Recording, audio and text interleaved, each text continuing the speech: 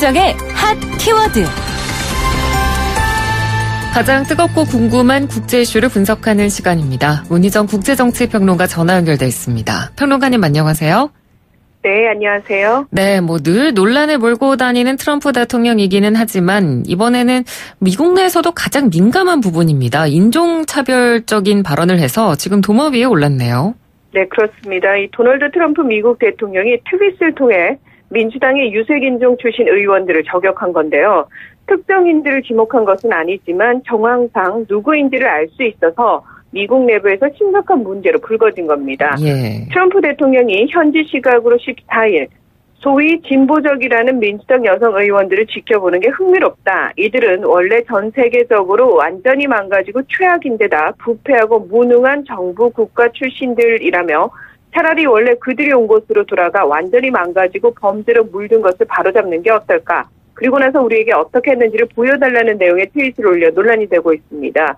여기에 덧붙여서 그런 그들이 지금 세계에서 가장 위대하고 강력한 미국이 어떻게 운영되어야 하는지 목소리를 높이며 강력히 주장하고 있다면서 그런 곳들이야말로 당신들의 도움이 절실하다. 지금 당장 떠나면 된다.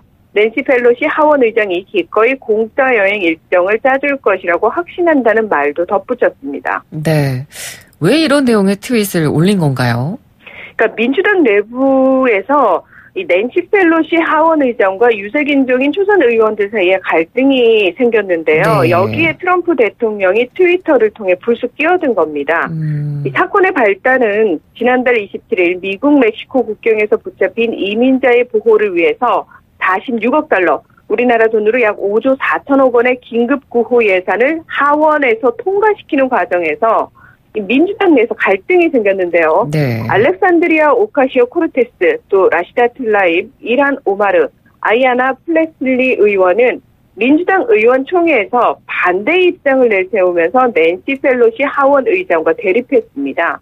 이들은 이민자 단속 기관들에 대한 추가 예산 지원은 어떤 명분이 붙더라도 결과적으로는 트럼프 대통령의 반이민 정책 추진을 도와주는 결과가 될 수밖에 없다는 이유에서였는데요. 네.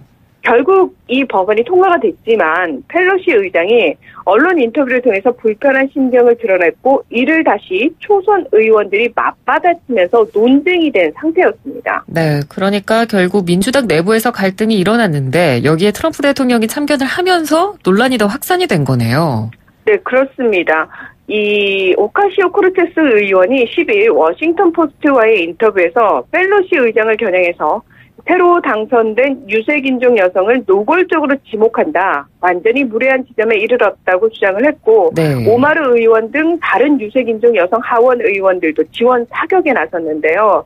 여기에 오카시오 코르테스 의원의 수석 보좌관인 사이카 차크라바티도 펠로시 의장과 민주당 내 보수 중도 성향 의원들을 싸잡아서 인종차별적이라고 몰아세우는 내용의 트윗을 올리면서 양자 간의 갈등은 민주당 내의 이념 갈등으로 옮겨 붙는 모양새였습니다. 네. 그런데 갑자기 트럼프 대통령이 엄연한 미국 시민권자로서 지난해 중간선거에서 미국을 대표하는 하원 의원으로 당선된 이들에게 너희들은 미국인이 아니니까 부패하고 무능한 너희 원래 나라로 돌아가라고 인종차별적 막말을 한 건데요. 게다가 당일 밤에 그들의 역겨운 말, 그들이 미국에 대해 말하는 끔찍한 것들을 그대로 놔둬선 안 된다면서 민주당이 이런 수치스러운 행동을 계속 용인하길 원한다면 2020년 투표소에서 여러분을 만나길 더욱 고대한다는 트윗을 또 올려서 네. 말 그대로 미국 정가를 발칵 뒤집어 놨습니다. 네. 일단 갈등의 당사자였던 민주당 의원들이 가장 황당할 것 같은데 지금 민주당 의원들은 어떤 반응을 보이고 있습니까? 네, 이 펠로시 의장은 트럼프 대통령이 외국인 혐오 발언을 했다면서 미국을 다시 위대하게라는 트럼프 대통령의 계획이 사실은 미국을 다시 하얗게임을 재확인한 것이라고 비판했고요. 네. 발언의 표적이 된 의원들은 트위터를 통해 반박에 나섰습니다. 이 미국령 푸에르토리코 출신 이민자 부모를 두고 있는 오카시오 코르테스 의원은 트럼프 대통령은 미국이 우리를 포함한다는 사실을 받아들일 수가 없어서 화가 났을 것이라면서 나의 출신지는 미국이라고 강조를 했고요. 또 소말리아 이민자 출신인 오마르 의원은 의회의 일원으로서 우리가 선서를 한 유일한 나라는 미국이다. 트럼프 대통령은 백인 민족주의에 불을 지폈다면서 이것이 우리가 최악이며 가장 부패하고 무능한 대통령에게 맞서서 미국을 보호하고자 싸우는 이유라고 강력하게 비판했습니다. 참고로 이 4명의 의원 중 3명은 미국 태생이고요. 네. 오마르 의원만이 어릴 적 전쟁으로 황폐해진 소말리아에서 탈출해서 미국으로 망명한 최초의 흑인 무슬림 여성 의원입니다. 네, 뭐 어떻게 보면 좀 아이러니할 수도 있겠습니다만 트럼프 대통령 덕분에 민주당 내부 갈등이 일단은 봉합된 상황이라고 볼 수도 있겠네요. 네, 이 민주당 내 대선 주자들뿐만 아니라 반 트럼프 진영에서도 일제히 트럼프 대통령을 비판하면서 한 목소리를 내고 있는데요. 네. 정치 전문 매체인 폴리티코는 민주당 내부에 끌어오르는 긴장감을 이용하려는 의도였던 트윗들은 오히려 하원 민주당이 맞서 단결할 수 있는 공공의 적을 줬다. 바로 대통령 그 자신이다. 이렇게 평가를 했습니다. 이 조 바이든 전 부통령은 이건 분명히 하자면서 인종차별주의와 외국인 혐오증은 미국에서 설 자리가 없다고 주장을 했고요. 또 엘리자베스 워런 상원 의원은 트럼프가 어떻게 생각하든 이 나라가 그들의 나라이며 그들은 존중받을 권리가 있다. 대통령이 되면 난 일을 확실히 하겠다고 말했습니다. 네. 이 무속속인 버니 샌더스 상원 의원도 나는 트럼프 대통령을 인종차별주의자라고 칭하면서 이렇게 말하고 싶다. 우리는 정의와 모든 사람의 존엄성을 위해 연대해야 한다고 촉구했는데요. 의회 전문 매체인 더 힐에 따르면 현재 SNS상에서는 트럼프 대통령의 발언에 저항한다는 뜻이 담긴 인종차별주의자 우두머리, 그러니까 racist in chief이나 또는 Trump is a racist, 트럼프는 인종차별주의자라는 해시태그가 유행처럼 번지고 있는 것으로 나타났습니다. 네, 파문이 굉장히 커지고 있는 상황입니다. 그런데 트럼프 대통령이 오히려 발언의 수위를 더 높이고 있네요. 네, 그렇습니다. 민주당뿐만 아니라 여당인 공화당 내부에서도 우려의 목소리가 나오고 있지만 트럼프 대통령은 오히려 이 논란을 더 확산시킬 의도를 가진 것처럼 보이는데요. 네. 그러니까 현지 시각으로 15일 오전에 또다시 트위터에 급진적 좌파 여성 하원 의원들은 언제 우리나라와 이스라엘인 그리고 대통령실에 사과하려는가, 그들이 사용한 더러운 언어와 끔찍한 말들에 대해서 말이다 라면서 그동안 특정 의원들이 했던 말에 대해서 공격하는 내용을 올린 겁니다.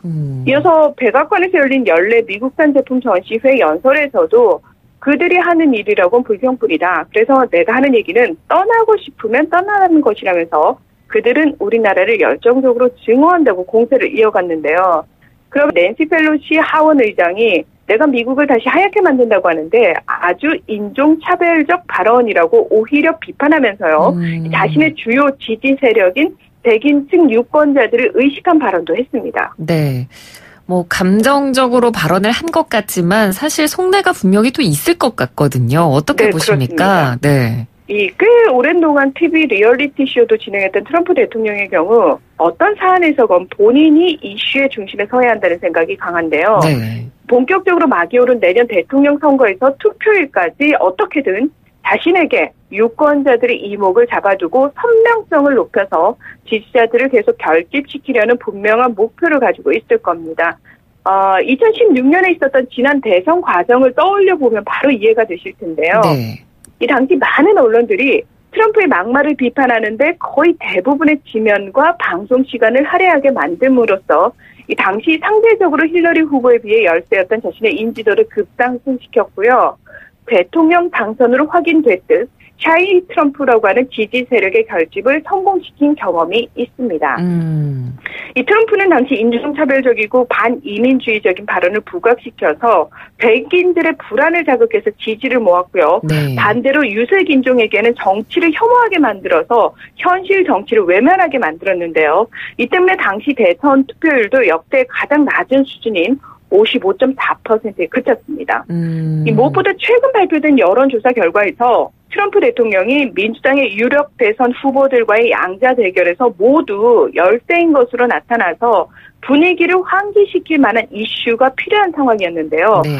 따라서 트럼프 대통령이 가짜뉴스라고 비난하는 주류 언론과 민주당이 똘똘 뭉쳐서 인종차별주의자라고 자신을 공격하는 모양새를 만들어서 이 확실한 전선을 구축하는데 그 목적이 있어 보이고요. 어느 정도 그게 지금 성공한 것으로 보입니다. 네, 그렇군요.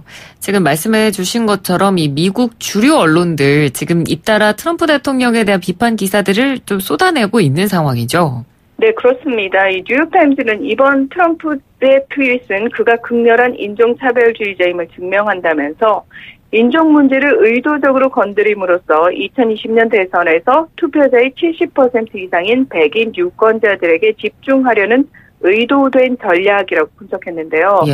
또 우리 대 그들의 편가르기 정치 전략에 부합한다며 트럼프는 2020년 대선 유권자들에게 어느 편에 설지를 밝히라고 요구하는 것이라고 풀이를 했습니다. 이 CNN 방송은 트럼프 대통령의 외국인 혐오증은 그가 낙후 지역 백인층과 다른 인종의 분열을 통해서 다음 대선에서 승리하려는 계획을 더욱 분명히 보여준다면서 이 많은 공화당 지지자와 의원들도 트럼프 대통령의 이 같은 행동에 불편해는 하지만 정책의 이념적 방향에는 만족하기 때문에 일부러 모른 척하고 있다고 지적했는데요. 네. 그러니까 실제로 트럼프 대통령의 트윗 이후 민주당에서는 펠로시 의장을 비롯해서 90여 명이 비난 세례에 동참을 했지만 공화당은 대체로 일단 침묵하는 모양새였습니다.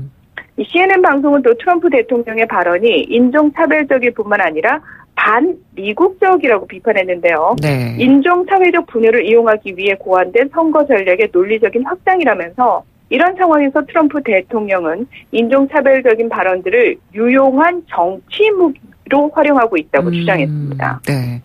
실제로 트럼프 대통령이 집권한 이후에 미국 사회의 분위기가 많이 달라졌다는 조사 결과도 나왔다고 하죠.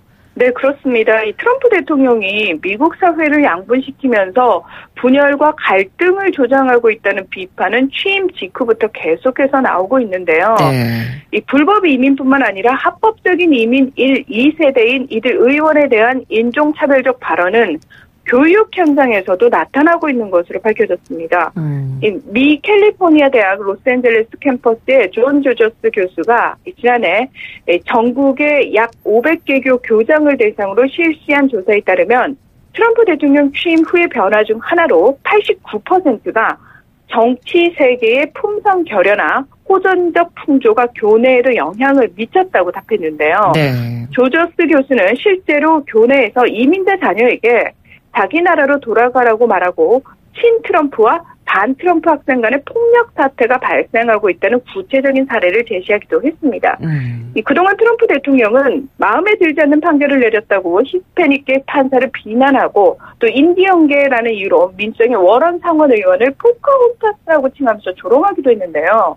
미국 내에서는 이처럼 자신이 반대하는 사람들에 대한 폭탄 테러라든지 총기 테러 등 혐오 범죄가 끊임없이 벌어지는 현상에 대해서 트럼프 대통령의 이 적대주의적인 태도와 막말 등 책임이 막중하다는 비판도 제기되고 있습니다. 네.